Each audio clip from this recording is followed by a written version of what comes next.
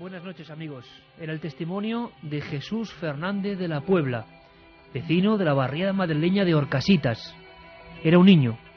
Cuando, recién iniciada la década de los años 60, ocurría algo que la prensa, a toda portada, la tenemos aquí arrugada ya por el paso del tiempo, tituló como Prodigio en Horcasitas. Era un niño y con otros niños observaba jugando en el barrizal, que era Horcasitas en aquella época, casas muy humildes, barrio levantado con sudor y con esfuerzo por gente obrera venida de toda España, sobre todo del sur, y nadie esperaba que un ser, porque así incluso se le describió, desaliñado, desarrapado, barba, pelo lacio, un aspecto incluso que inquietó a las personas que deambulaban por la zona. Llamó a una puerta y aseguró, al parecer, a una mujer, Dolores Delgado, que le curaría. Esta persona estaba completamente impedida, sufría una suerte de parálisis. Como dice, tanto tiempo después, Jesús Fernández de la Puebla, de inmediato, tras desaparecer ese individuo, ese supuesto mendigo, unos gritos: milagro, milagro. Y en las portadas de los semanarios, como por ejemplo el caso Prodigio en Horcasitas, y la paralítica bajándose por su propio pie del Citroën 2 caballos que le lleva a la redacción. Los médicos, los hospitales, los periodistas, un extraño mendigo, un extraño prodigio.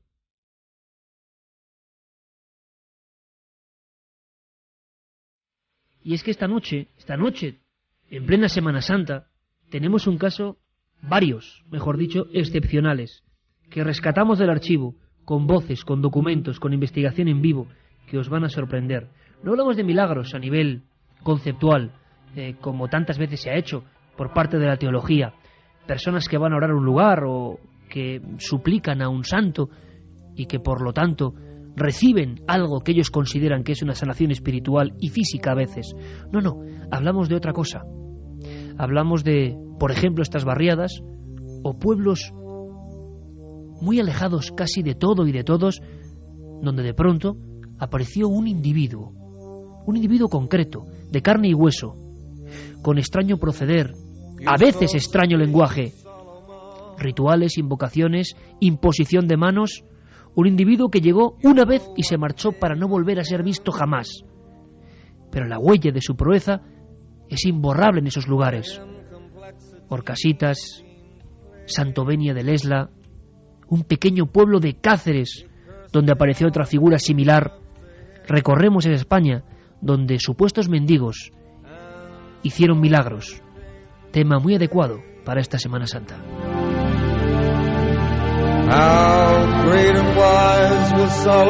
La gran pregunta sería si los milagros existen y si estas personas tenían tal poder mental, físico, quién sabe, tal conocimiento antiguo que hicieron que en mitad de una populosa barriada o en mitad de una aldea se produjese eso.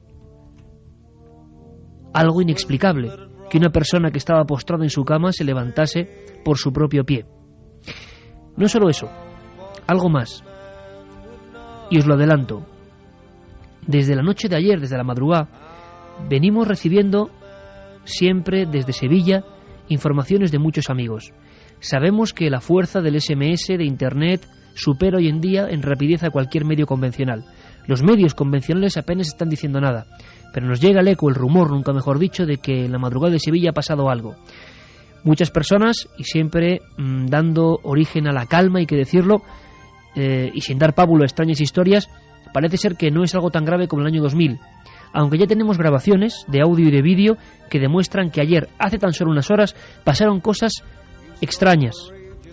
Nuestro equipo, con Carlos Largo y Fermín Agustí a la cabeza, están ya sondeando un montón de personas que vivieron cosas ayer. De nuevo carreras, de nuevo golpes, de nuevo estampidas de personas con un miedo irracional, exactamente igual que en el año 2000. Vamos a hablar con gente que dice que no ha ocurrido nada y con gente que dice que lo ha vivido.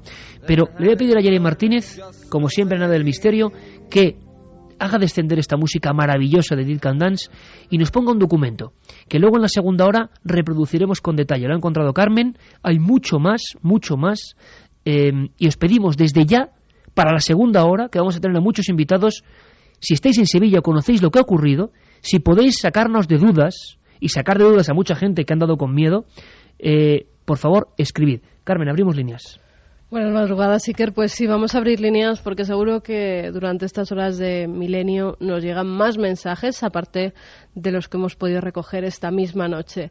Ha sucedido algo, de nuevo el pánico, se habla de escenas de ansiedad, de personas llorando, de personas tiradas por el suelo, de personas con moratones, de policías corriendo con la porra en la mano. En fin, si vivisteis algunos de estos sucesos, 3 avalanchas en la madrugada de Sevilla, 2 vías de contacto. 7640, palabra clave Milenio, espacio y vuestros mensajes, o milenio3 con número @cadenaser.com. Porque nuestra obligación siempre, a pesar de que el dossier que tenemos esta noche me pone la carne de gallina, los extraños individuos que hicieron milagros, así de claro, nuestra obligación, como digo, es dar la última noticia. Esto tiene apenas horas. Nos ha llegado y mucha gente nos escribía diciéndonos, por favor, haceos eco de esto porque nadie se está haciendo eco de lo que ha pasado ayer y queremos saber. Nuestra obligación es escucharos y hacer el programa con vosotros. La segunda hora va a ser emocionante. Necesitamos vuestra intervención. Carmen, ¿qué se escucha en lo que vamos a oír ahora? Pues se escucha cómo está pasando uno de los pasos, cómo la gente está haciendo fotografías, por supuesto, con la fe que mueve también ese silencio cuando pasan las imágenes. De pronto hay un aplauso, ¿no? Hay un aplauso, hay tambores y de repente el aplauso, los tambores, los ecos hacia ese Cristo se vuelven gritos, se vuelve una especie de revolución. La persona que está grabando con el móvil graba hacia diferentes puntos porque no sabe lo que pasa y se ve como una serie de personas corriendo. Pero esto ocurrió ayer, no es el año 2000 famoso. No. Es ayer en la madrugada de Sevilla. Bueno, pues lo escuchamos y comenzamos.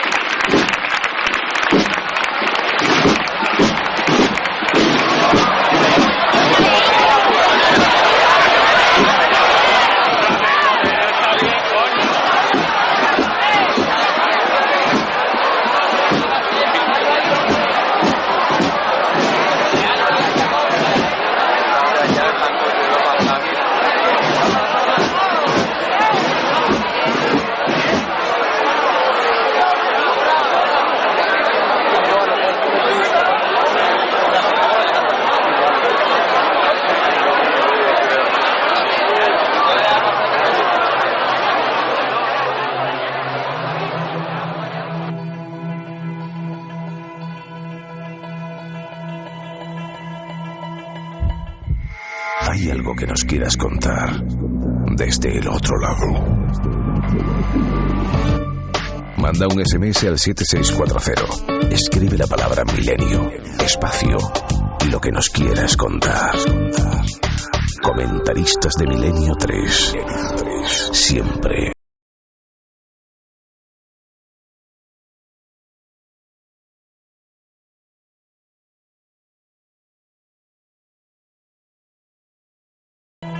Una y 19. Leo directamente del número 429 del caso, Semanario de Sucesos.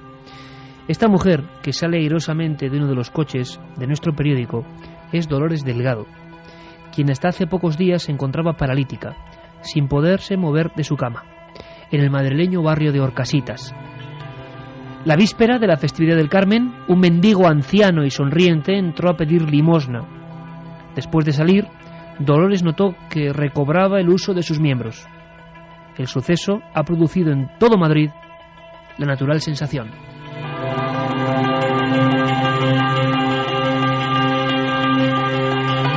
En los casos que hemos recopilado, que son idénticos prácticamente, ocurre algo que también hay que destacar. El aspecto de estos mendigos llega a provocar recelo. Al parecer, en este edificio de Horcasitas, el hombre va pulsando o llamando con los nudillos a algunas puertas. Le deben ver por la mirilla, y esto también es una visión, creo que, de los temores más profundos, y quien está dentro de la casa se encuentra con alguien cuyo aspecto es un poco sombrío. y no le abren, no le atienden, como en la antigua paradoja. Al final sí que recibe, digámoslo así, la hospitalidad de una persona que le cuenta su enfermedad y hay un diálogo entre el mendigo y esta mujer, la mujer del prodigio. Desde que supe de esta historia, gracias a la hemeroteca de nuestro programa, nos pusimos en marcha y encargamos al sabueso que podía encontrar todos los datos. Y yo lo dije, si alguien puede encontrar rastro de esta y otras historias de estos mendigos extraños que provocaron estos fenómenos no menos extraños, ese es Pablo Villarrubia. Pablo, buenas noches, amigo. Buenas noches, amigo Iker. Y perdóname, te aprovechas de mi curiosidad siempre, ¿eh? Ha merecido la pena la aventura, ¿eh? Claro que sí, porque además tuviste una intuición, y eso lo digo aquí, en el micrófono, ¿no? Antes de salir me decías, Pablo, ve a ver este caso porque sospecho que hay algo más. Y diste en el clavo, Iker, porque realmente encontramos una historia mucho más grande, no solo en Orcasitas, como también en Santovenia de Lesla, me refiero, ¿eh? Y en Orcasitas la historia realmente se confirmaba y encontraba un personaje muy importante que me dio las pistas y me dio los contactos, que es Félix López Rey. Desde aquí mis agradecimientos, que fue expresidente de la Asociación de Vecinos de Orcasitas, un gran luchador también por su pueblo, por su gente. Vamos a hacer una cosa, Pablo. Escuchábamos una de tus grabaciones, has encontrado a niños en la época que no es que hayan oído la historia, sino que vieron al extraño mendigo. Vamos a ver, desde prácticamente el medievo se cuentan historias en nuestro país de milagros. Milagros protagonizados por personas que no parecen así santos a primera vista, ni mucho menos, sino que parecen mendigos, que se acercan y que cuando reciben la hospitalidad de alguien, ante el recelo popular, lo premian, salvándoles de una enfermedad. Esto, que es una leyenda popular, es más, un arquetipo, yo creo, tiene de repente datos, documentos, radiografías. Esto es lo que nos interesa. Tú entrevistabas a ese niño, Jesús Fernández de la Puebla. Bien, pues Jesús Fernández de la Puebla, echando la memoria atrás, prácticamente en el mismo lugar de los hechos, nos contaba cómo era esa figura que él mismo pudo ver.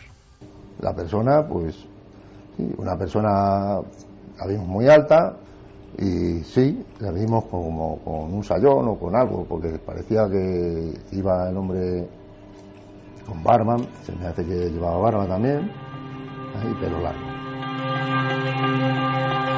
Es importante esta noche más que nunca vuestra opinión, no solo con el tema de Sevilla, sino con esto. Una especie de sayal, o túnica o traje, barba, desaliñado, una voz hipnótica, llega a dialogar con las personas. Tenemos ya el retrato robot de lo que pasó en Orcasitas, pleno año de 1960. Pablo, el caso en sí, ¿qué ocurre? Esta persona no recibe ayuda, llega en pleno día, cuéntanos. Esta persona, además, me gustaría añadir algunos datos más a la descripción del mendigo, dados por la misma Dolores, ¿no? Delgado en aquella época. Este hombre tenía pelo blanco, un sombrero gris, que también otra característica curiosa en estos extraños mendigos, ¿no? Que llevan un sombrero, ¿no? Y muchas veces le cubre parte del rostro. Se quita el sombrero cuando entran a casa de esta señora, ¿no? En señal de respeto. Y además llevaba una garrota que le llegaba hasta la altura del pecho. O sea, le hacía todavía un aspecto mucho más siniestro, ¿no? Lo curioso es que Dolores, que estaba postrada en su cama, porque esta mujer no podía, una ama de casa muy sencilla, una persona muy devota, eso sí, muy cristiana, no podía moverse. Entonces ella hacía pequeñas tareas, en este caso con mucho esfuerzo, que era coser camisas en su cama. Y desde la cama ella escucha la voz del mendigo, ¿no? De esta persona pidiendo algo. Ella tira de una cuerda que tenía al lado de su cama para poder abrirla desde lejos. Y entonces este hombre entra, ve a la mujer en la cama y pregunta qué le había pasado, por qué estaba en aquella situación. Y es cuando Dolores Delgado, de una forma inexplicable, ¿no? Porque ella empieza a sincerarse con ese desconocido, empieza a contar sus dolencias, su problema. Esta mujer tenía una lesión en la columna vertebral, una lesión bastante grave, suponen que provocada por una tuberculosis, es por lo menos lo que cuenta la prensa de aquel momento. Y este hombre se siente, digamos, se compadece del dolor de esta mujer, del sufrimiento, de no poder moverse en aquel sitio, y muy educado. Eso sí, un detalle que ella siempre recordaba, siempre recalcaba en todas las entrevistas, que aquel hombre era extrañamente, exquisitamente educado, un hombre muy gentil, muy raro para un mendigo que tratara, que hablara con unos términos que no cualquiera emplearía, ¿no? Por ejemplo, me hace el favor de socorrer, si puede usted, a un pobre. Palabras y expresiones de ese tipo. O tenga mucha fe, señora, en Dios, pues éste le ayudará. Y esta fue la última frase que oyó de este hombre antes de salir. Este hombre que pedía algo, la mujer le ofreció lo poco que tenía, dijo, mira, si quiere llevarse un pedazo de pan y de chocolate, lléveselo. Y el hombre no aceptó, simplemente se fue, sin recoger nada, no quería nada. Se va y al cabo de un rato, minutos, esta mujer sale a la calle, como nos dijo Jesús Fernández, era una entrevista importante porque encontramos un testigo directo, aunque fuera niño, que estaba en aquel momento cuando esta mujer sale gritando milagro, milagro. ¿Por qué? Porque ella se da cuenta, apenas algunos minutos después, de que deja caer el dedal al suelo, se agacha, o sea, hace un gesto para recogerlo, gesto que no podía hacerlo hasta aquel momento, recoge el dedal y ahí se percata de que estaba curada. Se levanta de la cama, que no podía hacerlo en otras circunstancias, y sale gritando, ¿no? Milagro. Entonces ahora, después de la perfecta descripción de Pablo, tenemos la imagen de aquella tarde del año 60, cuando estos niños se quedan sorprendidos porque la persona que está paralítica, impedida en su cama, está atravesando la carretera de tierra sin asfaltar, esa arteria del barrio de Orcasitas, muy humilde, gritando milagro, y quizá buscando ese mendigo que no volvió a aparecer.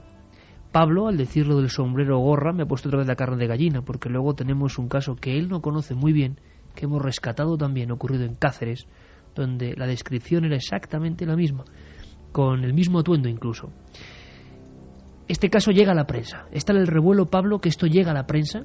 Se hace imposible evitar el primer secreto, incluso los médicos. Tenemos nombres, apellidos, médicos, radiografías, pruebas.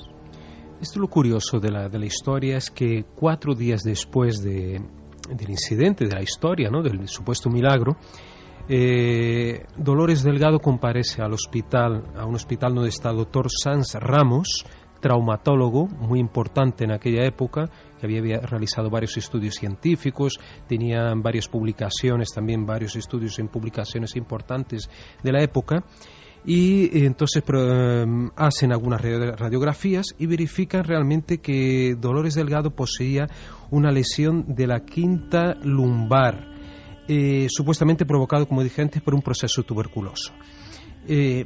Sí que realmente el doctor Sanz Ramos se sorprende porque verifica que hubo un proceso de recalcificación de parte de la columna vertebral.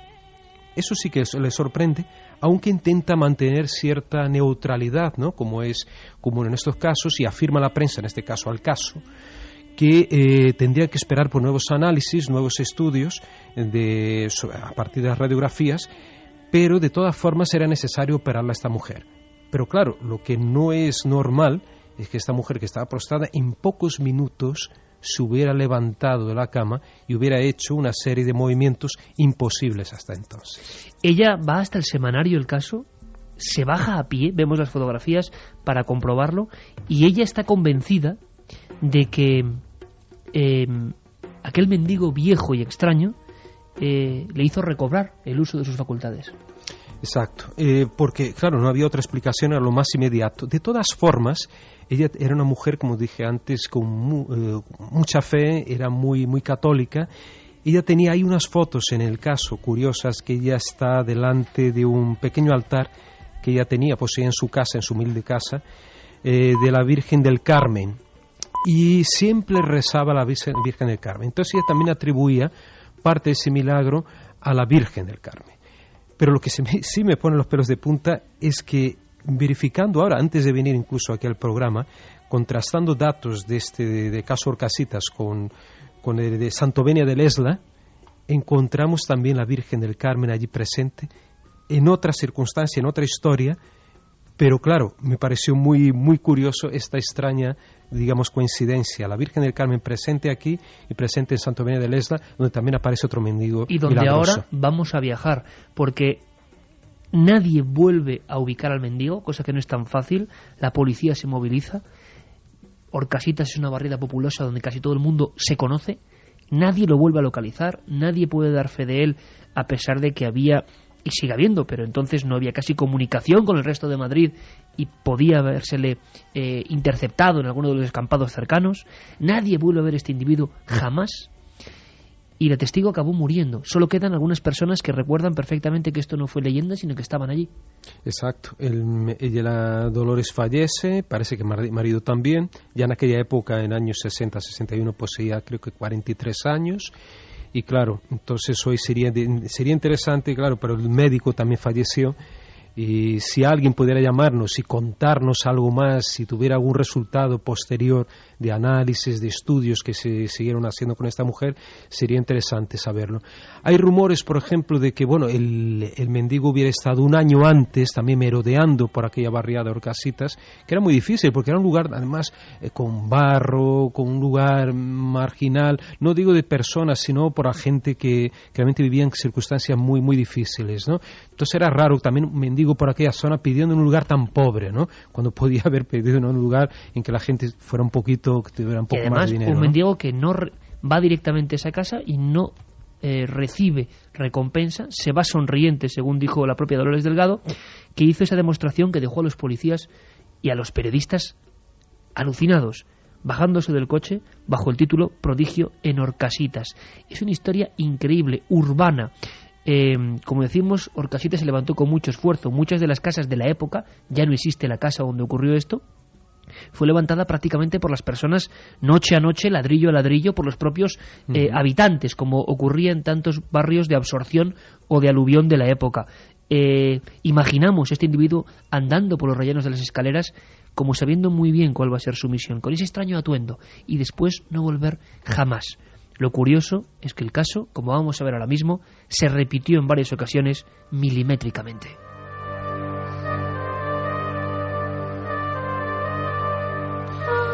Juan Vallejo, buenas noches. Buenas noches, sí que... ¿Tú crees que estos casos son posibles? ¿Los milagros existen al margen de lo que son los convencionalismos teológicos?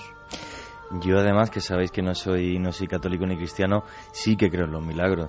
Y es más, creo que cada vez suceden menos milagros porque hemos dejado de creer en ellos, por desgracia. Me estaba acordando de películas tan hermosas como La Milla Verde, cuando os oía hablar a Pablo y a Tino, aquel gigantón de color que había sido capaz de curar sin haber sido obispo, ni fraile, ni alguien reconocido. Es una historia de ficción, pero también me acordaba de otras no de ficción, como es por ejemplo la fama de santo que tiene hoy día Fray Leopoldo de Alpandeire. Yo que soy de Granada y la gente recuerda cómo este hombre que pedía limosna de un lugar a otro, tal y como describía Pablo, pues obraba milagros, incluso ahora en su tumba. Recordaba personas sin cultura alguna, pero que con fama de milagrosas, como es por ejemplo en Jaén el Santo Custodio y luego el Santo Manuel, donde la gente va también a su tumba a sanarse, y hay casos de sanación increíbles allí. ¿Y por qué no pueden existir los milagros si nosotros pensamos que lo imposible existe y es lo que nos une a nosotros y la gente que hoy que escucha la nave del misterio? Pues yo creo que sí, que casos como este, sinceramente, me alegran la vida y me alegran el alma. Y sin embargo, no deja de ser extraña la imagen que en estos puñados de casos, que yo creo nunca se ha hablado de ellos en los medios de comunicación, excepto cuando se hicieron los reportajes como un suceso más, nunca se ha cogido varios de estos casos de mendigos, porque incluso casos de santones o de personas como muy conscientes de su poder, ha habido varios, y se rodean enseguida de una especie de iconografía de devoción popular. Pero en estos casos eran mendigos, incluso que por su aspecto, repito, daban miedo a la gente del entorno. Hay muchos casos, pero pocos tienen datos concretos. Esta noche además abrimos líneas especialmente para ver si alguien, por ejemplo, de Orcasitas o de este caso de Zamora que ahora vamos a conocer, impresionante, o el de Cáceres, saben algo. Carmen. Claro que sí, volvemos a repetir esas líneas de teléfono también, es a través del teléfono móvil. 7640, palabra clave milenio, espacio, vuestros mensajes. Gracias porque nos están llegando muchísimos mensajes desde Sevilla, Iker. Bien, qué alegría siempre. Tal vez nuestro equipo esté llamándoles, estará poniendo en contacto con alguno de ellos para que nos expliquen lo que vivieron. Gracias, como siempre, por esa interactividad. Gracias. O milenio3 con número @cadenaser.com si nos escriben a través del correo electrónico. Vamos a sortear, como siempre hacemos, Iker, buena lectura, La caja del mal, que es una novela que tiene alquimia, tiene religión, que estamos hablando esta noche, misticismo, también lo estamos ideal tratando. para estos días, ¿no? Totalmente. Olimpo, que bueno, es tremenda. Y una de Nora Roberts, La cruz de Morrigan. 3 novelas entre todos los mensajes que nos lleguen a esas vías de contacto. Gracias, amigos de Sevilla, gracias por la interactividad, gracias por cuando nos envían informes, ¿no?, de las principales plataformas, por ejemplo, de descarga de un programa y nos dicen que es el más descargado en castellano de toda la radio mundial. Nos deja un poco impresionados. En fin, qué deciros, ¿no? Habéis convertido este programa en algo muy vuestro como debe ser.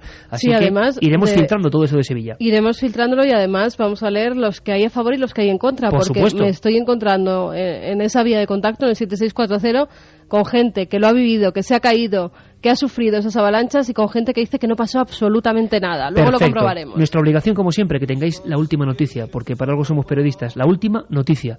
Y si sabéis algo más de milagros, si creéis que son posibles, queremos escucharos. Geray Martínez, como siempre, bueno, pues con la batuta, ¿no?, y la partitura de este programa, escuchamos un poco esto, por favor. Y en este clima que solo esta música es capaz de poner, os leo lo siguiente. 11 años después del caso que nos ha narrado Pablo Villarrubia, 21 de diciembre de 1971, el diario ABC, en un recuadro casi anónimo, pero que a nosotros no se nos ha pasado. El titular era como para prestarle atención. Extraño caso de curación en un pueblo de Zamora. Y decía así, la agencia cifra: un individuo consigue que una joven recupere el movimiento de una pierna y desaparece. Zamora, 20 de diciembre. Un extraño caso de curación se ha producido en la localidad de Santovenia de Elesla, de esta provincia, al recuperar una joven de 18 años el movimiento de su pierna izquierda gracias a la intervención de un desconocido.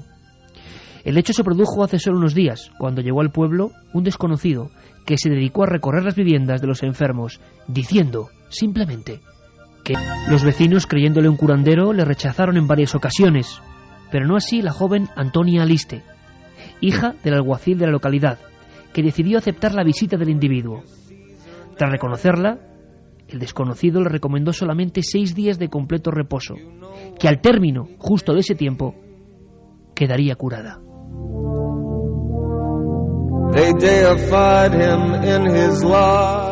Así empezó esta historia, sorprendente. Estamos en Semana Santa y gran parte de la humanidad recordamos a una persona humilde que al parecer, según la teología, según los estudiosos, fue capaz de hacer algunos milagros. ¿Tiene algo que ver? Pablo Villarrubia, raudo y veloz, se marchó de Orcasitas a Zamora. Puso el contrakilómetros a cero y desandó el camino para llegar. 11 años después ocurría esto y todo era absolutamente idéntico, Pablo. Sí, eso me sorprendió, Iker. Además, por otra casualidad, la casa donde vivía esta chica, Antonia Aliste, era también un número 1, así como era el número 1 de la calle también de Orcasitas, de María Teresa, calle María Teresa, y aquí era calle Castellón, si no me equivoco, calle del Castillo. Siempre número 1. La primera casa que llegaba el mendigo era esa primera casa que la atendería a la gente que estaba enferma, ¿no? Qué curioso. Primera casa de una calle, ese hombre llega, y en esta ocasión el recelo por su aspecto es tal, al parecer, que la gente se aparta. Vamos a hacer lo mismo de antes, Pablo, porque gracias a tu pericia tenemos documentos. Y a mí, lo hablábamos antes, Pablo, por fortuna yo creo que no hemos perdido la capacidad de emocionarnos con algunas cosas, con cómo suenan, con cómo muchos testigos en esta noche de mucha devoción a diferentes niveles puede estar recibiéndolo, ¿no? Y uno se siente contento de poder mostrar documentos como este. Es Víctor Manuel Ferrero, Él es alcalde de este pueblecito, Santovenia de Lesla. Claro, pensábamos, ha pasado demasiado tiempo, han pasado 38 años. ¿Alguien se acordará de la visita del extraño mendigo que curó a gente? Bueno, pues vamos a escucharlo, Pablo. De nacimiento nació con una pierna mal, tenía una prótesis de hierro, de unas cosas, y vino un señor, entró, lo quedaron ella sola en la habitación con él, le dijo que no entrara nadie, no saben lo que le dio, que decían que si era un bebido de lo que fuera, y que si a los 6 días ella volvía a andar. Volvió a andar. Efectivamente, y esta chica aparentemente, algunos dicen que tenía entre 10 y 12 años, ¿no? Antonia, ella poseía un aparato ortopédico en una de las piernas y dijeron que dejó de usarlo, o por lo menos durante un buen tiempo. Esta chica pudo desplazarse con mucho más facilidad.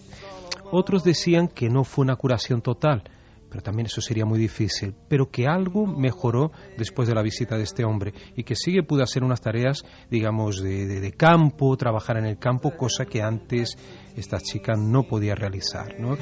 ¿Cómo fue la visita en esta ocasión? Es también plena tarde, aparece repentinamente la persona, al parecer en esta ocasión anuncia, a diferencia del caso de Orcasitas, el aspecto es muy parecido, que puede curar. Él dice que puede curar. Era por lo menos lo que cuentan las personas, o las personas que se acuerdan de esa historia, ya la mayor parte mayores de edad, ¿no? Y recuerdan que este hombre también andrajoso, con aspecto un poco sucio, ¿no? Un poco repelente, y de hecho aquí no le abrían las puertas, ¿no? La gente miraba de reojo por la ventana y temía abrir las puertas. Y en este caso sí, esta familia abrió la puerta. El hombre entró, se compadeció de la chica también, como en el caso de Orcasitas, y pronostica eso, que al cabo de 6-7 días esta chica estaría totalmente curada. Y así fue, aparentemente, si no totalmente, por lo menos parcialmente.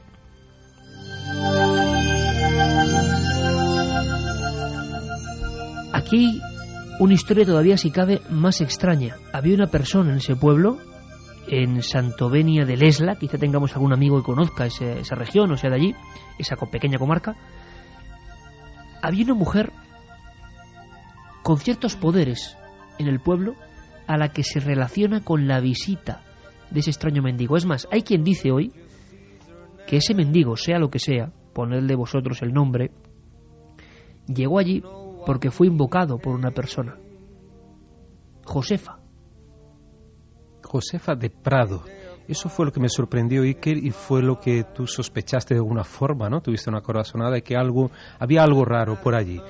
Y efectivamente, cuando llego y escucho hablar a las personas, precisamente a las mujeres, a las señoras, me hablan de esta Josefa casi como una santa popular, una mujer, una benefactora de aquel pueblo en la época ya de la guerra civil.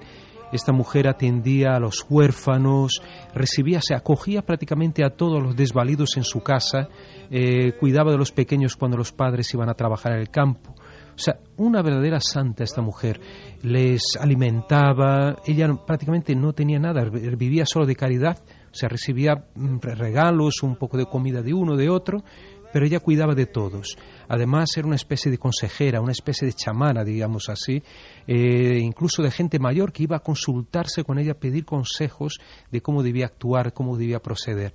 Y esta mujer era muy cristiana, muy católica, muy devota también de la Virgen del Carmen, y hay un episodio que nos cuenta una de las entrevistadas para Cuarto Milenio, como ya veremos futuramente, nos cuenta de cómo esta mujer tuvo en su juventud una disolución amorosa, y a raíz de esto intenta suicidarse, tirarse por un pozo, y se salva milagrosamente, y atribuyen esta salvación a la Virgen del Carmen también. Por eso te refería antes, ¿no?, la devoción que tenía también Dolores, ¿no?, de Orcasitas en relación a la Virgen del Carmen.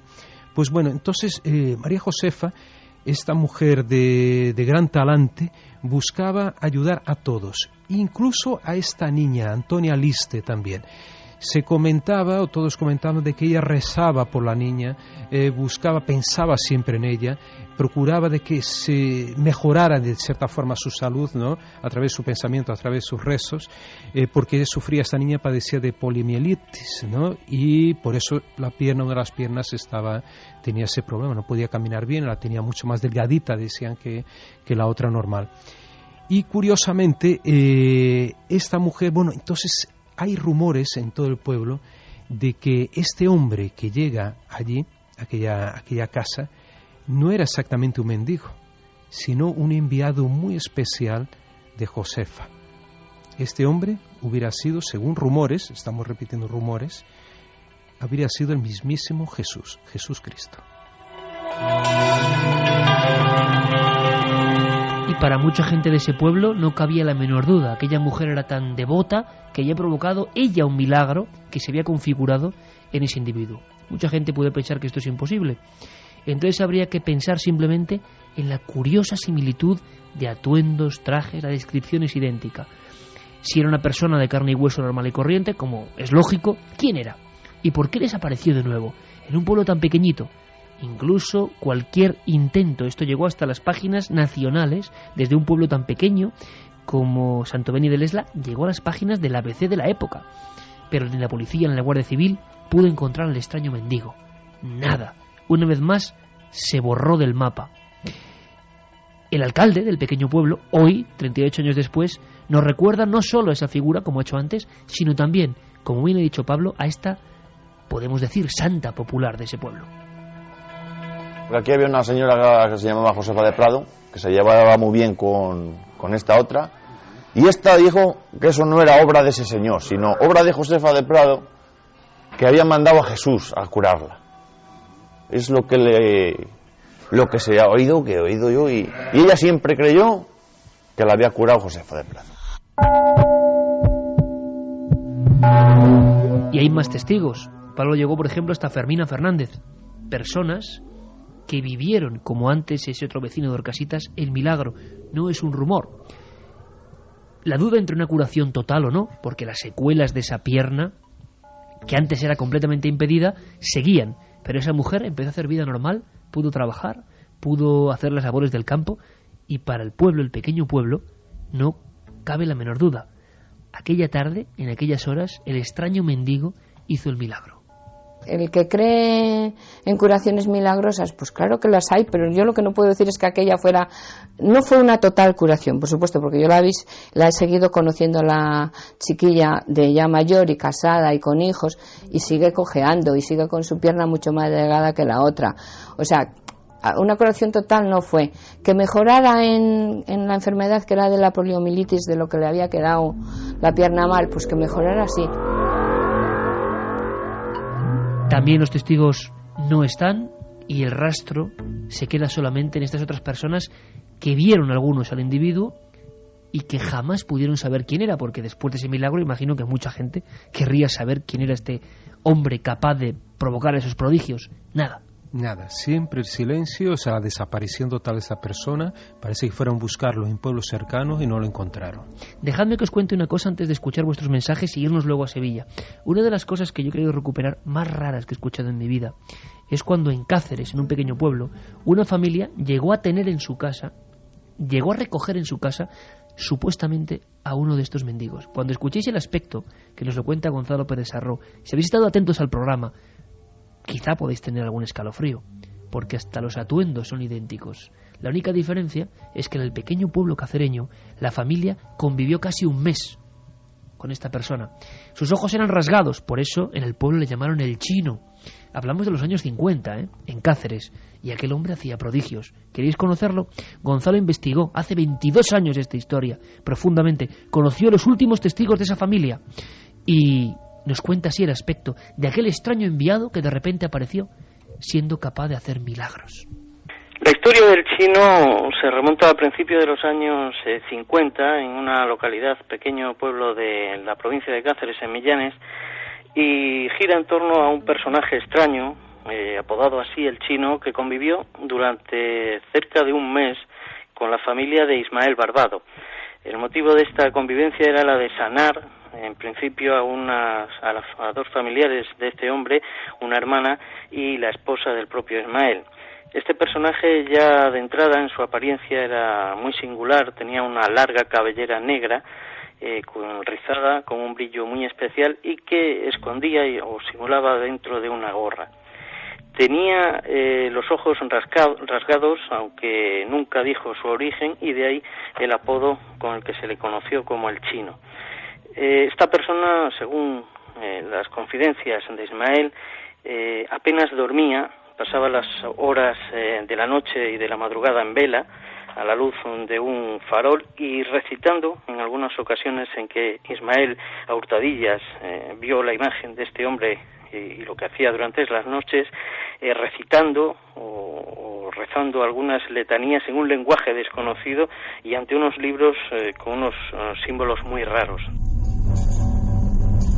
Ahí está la fotografía, que seguro que muchos ya estáis viendo en la imaginación, ¿verdad? Pero ¿cuáles eran los poderes de este extraño personaje llegado en el año 1951 a esa pequeña pedanía extremeña? Esta persona además tenía facultades extraordinarias, solo con su presencia parecían mejorar los enfermos, las personas a las que iba a visitar, aunque no supieran ni siquiera quién era aquel personaje ni a lo que iba. Sus palabras normalmente además anticipaban en las respuestas a las preguntas que las personas que le afrontaban intentaban hacerle. Antes de que le preguntaran, ya él estaba contestando. Predecía con exactitud también todo tipo de acontecimientos en el pueblo o en torno a la familia de Ismael, y además parecía tener el poder o la facultad de alterar los pensamientos de aquellos que le rodeaban, incluso las actitudes de esas personas, sin mediar ni siquiera una palabra con ellos. Todo esto, que parece muy subjetivo, parece que también se puso a prueba, que el propio Ismael le obligó o le pidió a este personaje que hiciera alguna demostración. El resultado fue muy crudo.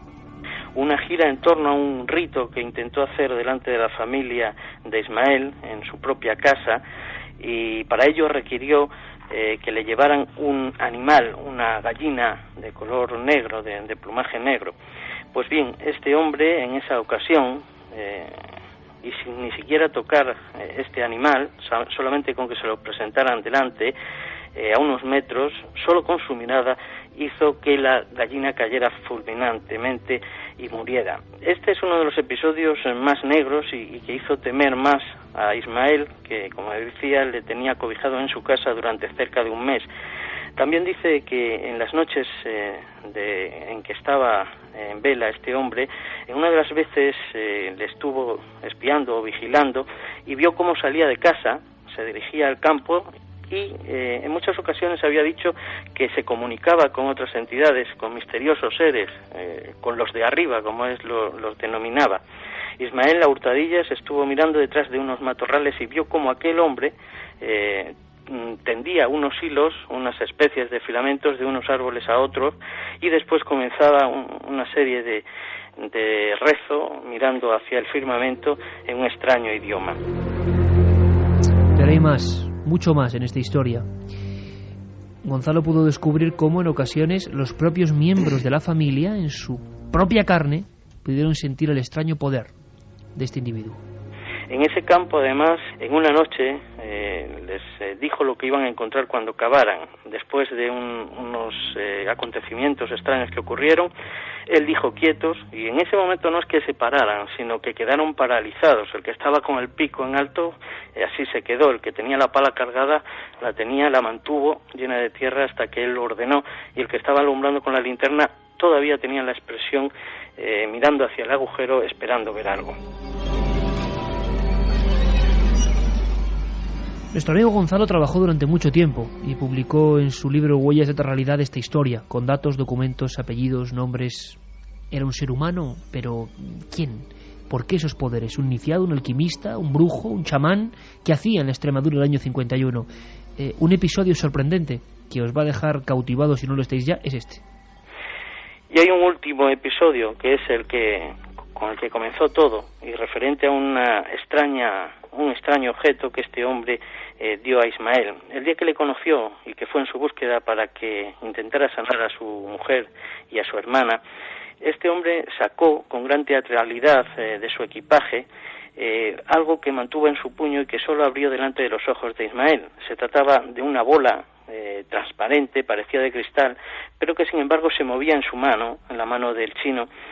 Y dice Ismael que hizo el gesto como que se le caía, pero que en realidad lo hizo premeditadamente. La bola cayó y se hizo 1000 fragmentos. Cada uno de esos fragmentos se hizo a su vez otra pequeña bola, otra pequeña esfera, y los recogió todos en una bolsa. Es algo parecido, nos contaba, a lo que ocurre con el mercurio, pero en vez de lo que es este metal líquido, aquellos objetos, aquellas pequeñas bolas eran sólidas.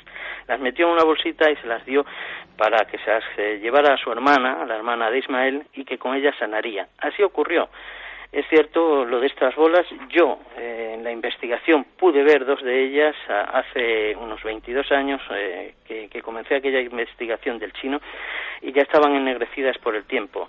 Lo malo es que al paso del tiempo aquellas bolitas luego desaparecieron tras el fallecimiento de la hermana de Ismael. Manda un SMS al 7640. Escribe la palabra milenio, espacio, y lo que nos quieras contar. Comentaristas de Milenio 3. Sabemos que siempre hay alguien al otro lado.